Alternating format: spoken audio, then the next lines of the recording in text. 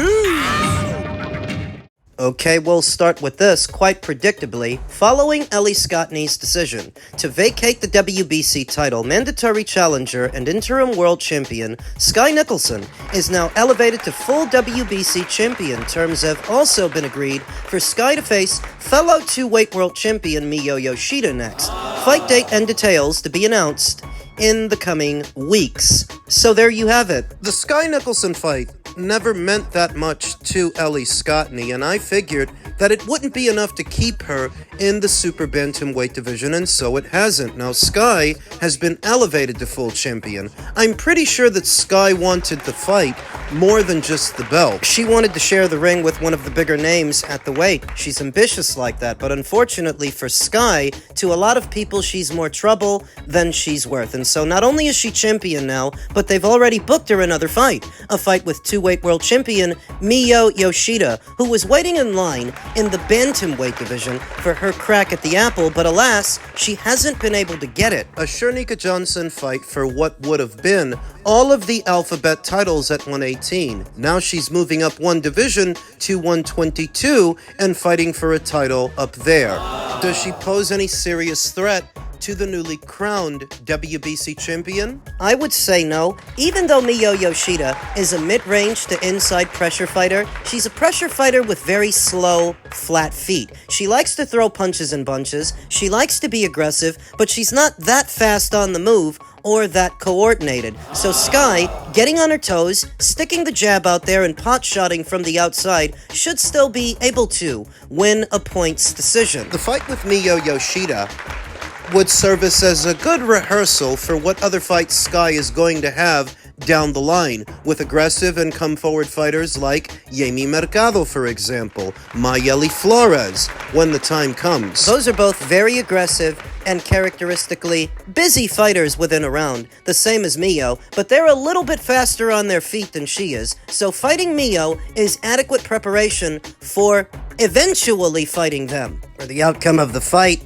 is going to be determined by mobility and distance control. Like any other Sky Nicolson fight, she can make herself a very difficult target to get to, and while Miyo's got some of the right ingredients, she's lacking the foot speed to keep up with and keep on the reigning champion. So you can expect a lot of pot shots, a lot of single jabs, a lot of check hooks on the turn. Sky Nicholson's signature in a fight that I expect probably lands in her native Australia, just like her last fight, as a result of Matchroom and DAZN's arrangement with Foxtel in the land down under. It enables Sky Nicholson to fight in front of her native Aussies. She has already spent a good number of fights on the road, fighting anywhere from the United Kingdom to the United States, I think at least once south of the border in Mexico, and once in Saudi. Now she's returning home. More than anything, more than just the belt, I do think Sky Nicholson craves for the big fights with the big names, but once again, she's been deprived of this. She wanted Amanda Serrano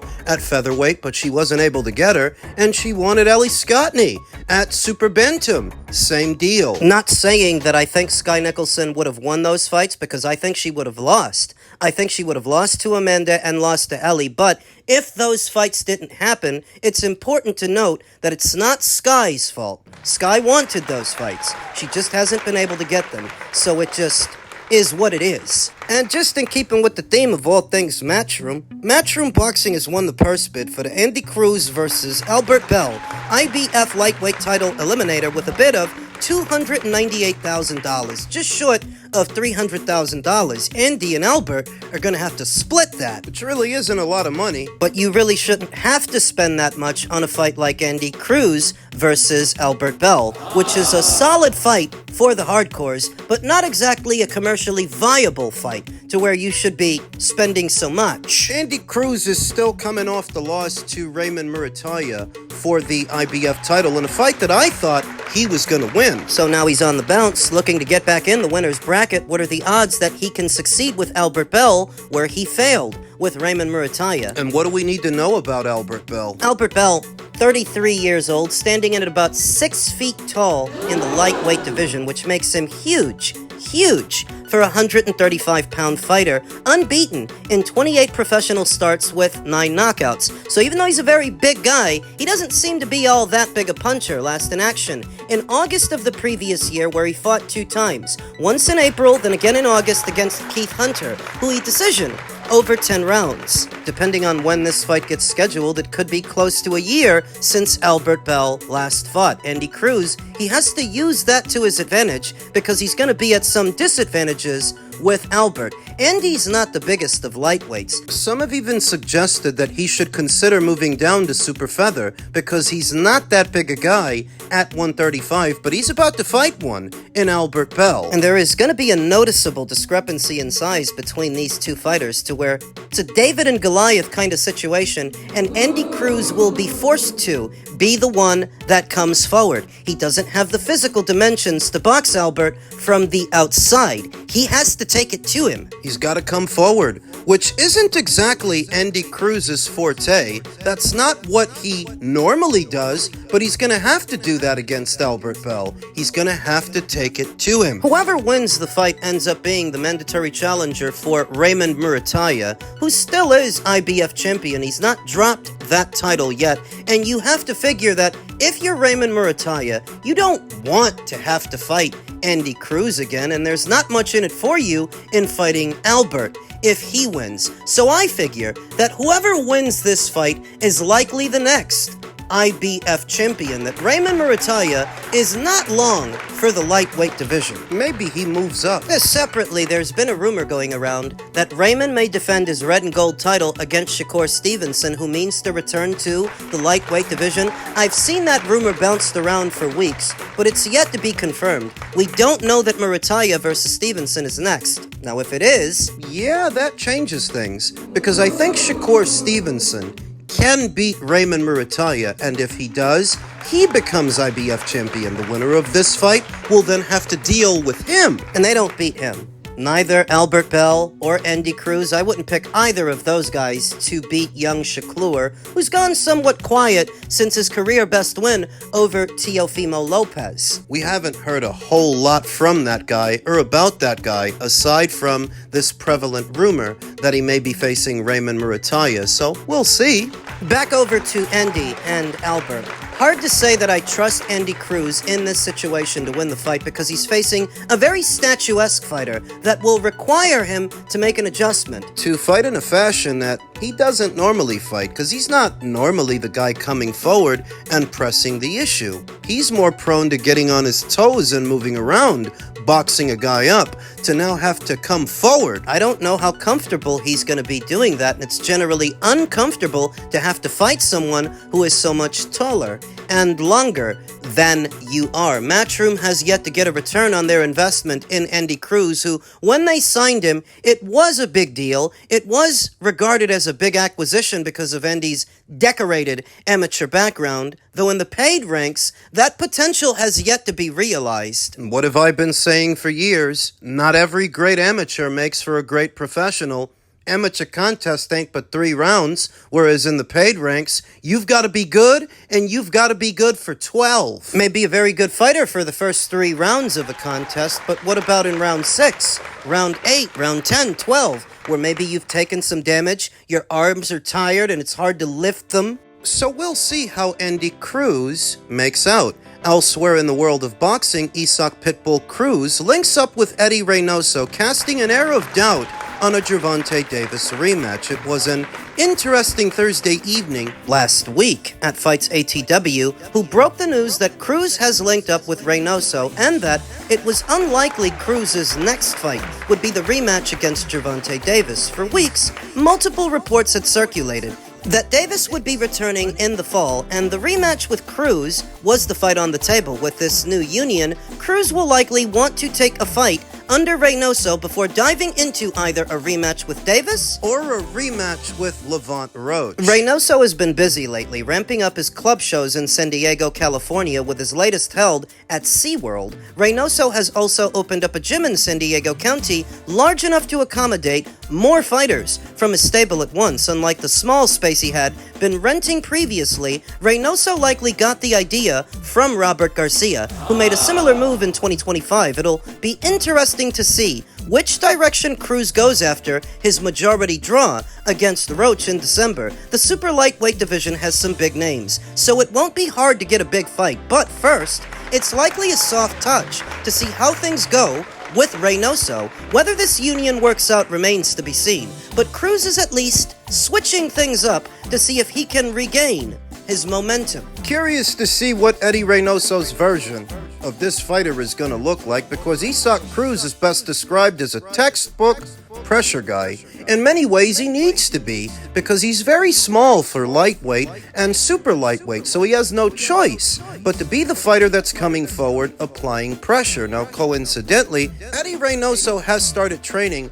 one other Mexican pressure fighter in Jaime Munguia, and that union, that seems to be working out. So maybe this could too, with the difference being that Jaime's always had very generous physical dimensions for 154, for 160, and even 168, whereas Isaac is limited by his smaller stature. What could Eddie add to this kid's game? More of a jab instead of just charging forward, throwing looping punches over the top. He can show more of a jab, a double jab, a triple jab, not a stiff stick, but a short jab to keep the opponent's guns holstered, as Isaac Cruz will still be the fighter that needs to come forward and throwing that double, that triple jab. You get the opponent to stop throwing punches at you, instead cover up so you can close the distance safely without taking any oncoming fire. More catch and counter ability as well, like what you see from Canelo. Because Canelo Alvarez, as a super middleweight, he has to spend a lot of time coming forward.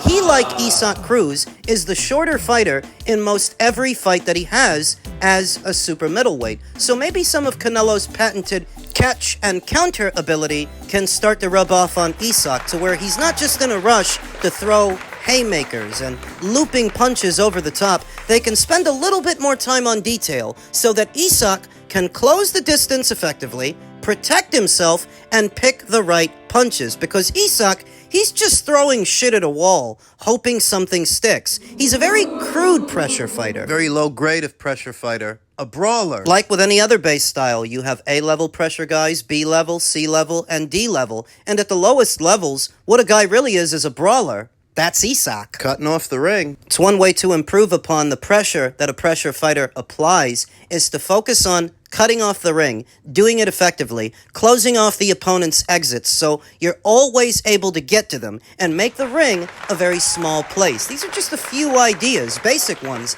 as to what Eddie Reynoso can add to Isaac Cruz's repertoire. He doesn't have to reinvent the wheel or try to change what kind of fighter Isaac is. He just has to improve upon what he's already good at. And what Eddie Reynoso seems to be doing is building a stable of high-profile Mexican nationals, Mexican fighters in Jaime Munguia, in Isaac Cruz, and of course, Canelo Alvarez, the biggest name in Mexican boxing and boxing overall. What's he trying to do? Give Robert Garcia a run for his money? Opening up his own gym? Expanding on his stable of fighters? That's what it looks like, and I'm curious to see what Eddie Reynoso's version of Pitbull Cruz is going to look like. So he's not fighting Gervonta Davis next. His proximity to Canelo Alvarez may yet land him a spot on Canelo Alvarez's return show in September, dubbed Mexico versus the World. And just in keeping with the Mexican theme in boxing, David Benavidez receives the spectacular Tolian Toliaki commemorative belt from the World Boxing Council on a morning filled with patriotism, folklore, and the highest lineage of world boxing. The World Boxing Council paid a grand tribute today to David the Mexican Monster Benavidez. The event took place at the traditional Martes de Café press conference held at the emblematic Restaurante Arroyo, south of Mexico City. The World Boxing Council recognized the extraordinary moment that the undefeated boxer is experiencing by honoring him doubly. Now, you'll remember that the WBO took a hard-line stance against the World Boxing Council and this commemorative belt they wanted to give David, saying that they would withdraw their sanction from the fight if the World Boxing Council shows up with this thing and tries to put it on display. So they decided to hold a ceremony after the fight, some weeks. What's it been, like a month? Which would explain why you're only hearing about this now, them handing David this commemorative title south of the border in Mexico, which, in theory, might lend itself towards increasing his profile in the region. It wasn't that long ago that El Gran Campeón, Julio Cesar Chavez, was asked about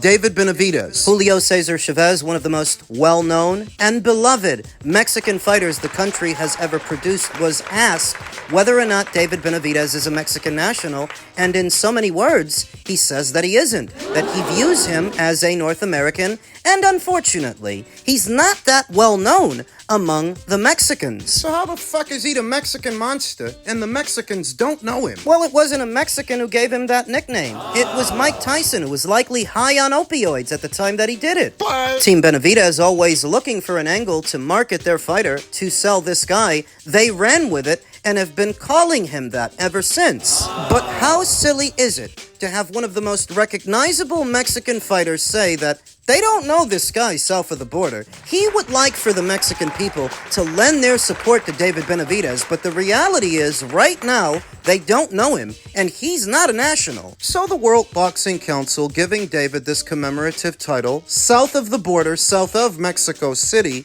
it helps that effort along to increase David's profile among the Mexican boxing fans specifically, so that maybe they can start to view him the way they view Canelo. Fat fucking chance. But they can try. So much of David Benavidez to me is contrived and manufactured. The Mexican monster, who the Mexicans don't seem to know, the face of boxing. That's what Two-Tone the Superstar likes to call him. The face of boxing that still makes less money than Canelo Alvarez, less money than Jake Paul, than Tyson Fury, and Anthony Joshua, and Naoya Inoue. The face of boxing. When have you ever heard the face of boxing making less money than so many other fighters? Last I checked, to be the face of boxing, you have to earn the most. And that's what it's always been. But you see this younger generation of boxing fans trying to augment what it means to be the face, manipulate its definition to accommodate David for all of the areas where he comes up short. Because he's not the face, despite what propaganda some content creators